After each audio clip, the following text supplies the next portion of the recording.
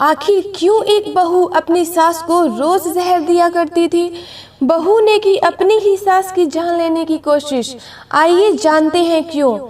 प्रिया नामक एक युवती का विवाह हुआ और वह अपने पति और सास के साथ अपने ससुराल में रहने लगी। कुछ ही दिनों बाद प्रिया को आभास होने लगा कि उसकी सास के साथ पटरी नहीं बैठ रही है। सास पुराने ख्यालों की थी और बहू नए विचारों वाली। प्रिया और उसकी सास का आए दिन झगड़ा होने लगा। दिन बीते, महीने बीते, साल भी बीत गया।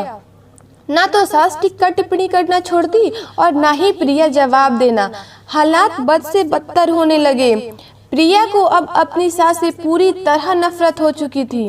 प्रिया के लिए उस समय स्थिति और बुरी हो जाती जब उसे भारतीय परंपराओं के अनुसार दूसरों के सामने अपनी सास को सम्मान देना पड़ता। अब वह किसी भी तरह से सास से छुटकारा पाने की सोचने लगी। एक दिन जब प्रिया का अपनी सास से झगड़ा हुआ और पति भी अपनी मां का पक्ष लेने लगा तो वह नाराज होकर मायके चली गई। प्रिया के पिता आयुर्वेद के डॉक्टर थे।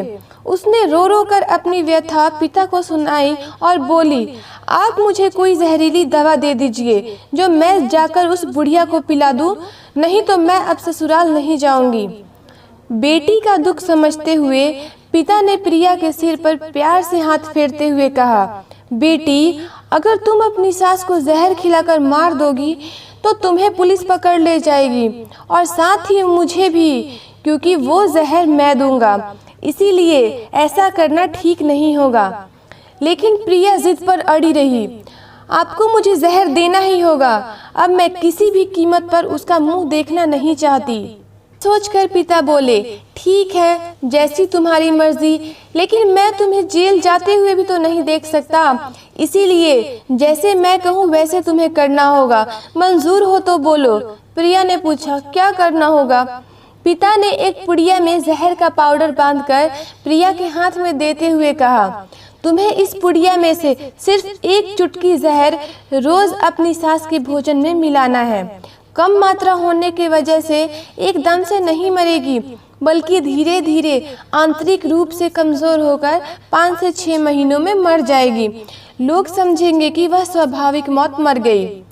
पिता ने आगे कहा, लेकिन तुम्हें बेहद सावधान रहना होगा ताकि तुम्हारे पति को बिल्कुल भी शक ना हो पाए, वरना हम दोनों को जेल जाना पड़ेगा। इसके लिए तुम आज के बाद अपनी सास से बिल्कुल भी झगड़ा नहीं करोगी, बल्कि उसकी सेवा करोगी। यदि वह तुम पर कोई टिक्का टिप्पणी करती है तो तुम चुपचाप सुन लोगी, बिल्कुल भी प्रत्युत्तर नहीं दोगी। बोलो, कर पाओगी ये सब? ने सोचा, 6 महीने की ही तो बात है, फिर तो छुटकारा मिल ही जाएगा। उसने पिता की बात मान ली और जहर की पुड़िया लेकर ससुराल चली आई। ससुराल आते ही अगले ही दिन से प्रिया ने सास के भोजन में एक चुटकी जहर रोजाना मिलाना शुरू कर दिया। साथ ही साथ उसके प्रति अपना बर्ताव भी बदल लिया। अब वह सास से किसी भी ताने का जवाब नहीं देती, बल्कि क्रोध को पीकर मुस्कुराते हुए सुन लेती। रोज उसके पैर दबाती और उसकी हर बात का ख्याल रखती। सास से पूछ कर उसकी पसंद का खाना बनाती, उसकी हर आज्ञा का पालन करती। कुछ हफ्ते बीतते बीतते सास के स्वभाव में भी परिवर्तन आना शुरू हो गया। बहू की ओर से अपने तानों का प्रत्युत्तर ना पाकर उसके ताने अब कम हो चले थे, बल्कि वह कभी कभी बहू की सेवा के बदले आशीष भी देने लगी थी। धीरे धीरे 4 महीने बीत गए। प्रिया नियमित रूप से सास को रोज एक चुटकी जहर देती आ रही थी, किंतु उस घर का माहौल अब एकदम से बदल चुका था। सास बहू का झगड़ा पुरानी बात हो चुकी थी। पहले जो सास प्रिया को गालियां देते नहीं थकती थी, अब वही आस पड़ोस वालों के आगे प्रिया की तारीफों के पुल बांधने लगी थी। प्रिया को साथ बिठाकर खाना खिलाती और सोने से पहले भी जब तक प्रिया से 4 प्यार भरी बातें ना कर ले, उसे नींद नहीं आती थी। 6ठा महीना आते आते प्रिया को लगने लगा कि उसकी सास उसे बिल्कुल अपनी बेटी की तरह मानने लगी है। उसे भी अपनी सास में माँ की छवि नजर आने लगी थी।